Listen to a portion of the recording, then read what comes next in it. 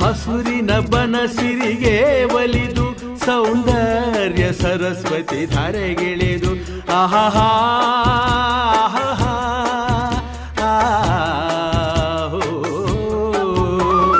ಹರಿಯುವ ನದಿಯಲ್ಲಿ ಜಾಡಿ ಹೂವನದಲ್ಲಿ ನಲಿಯುತ್ತ ಓಲಾಡಿ ಚೆಲುವಿನ ಬಲೆಯ ಬೀಸಿದಳು ಈ ಗಂಧದ ಗುಡಿಯಲ್ಲಿ ನೆಲೆಸಿಹಳು.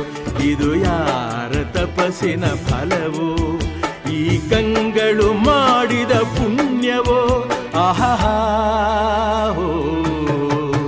ನಾವಾಡುವ ನುಡಿಯೇ ಕನ್ನಡ ನುಡಿ, ನಾವಿರುವ ತಾಣವೇ ಗಂಧದ ಗುಡಿ.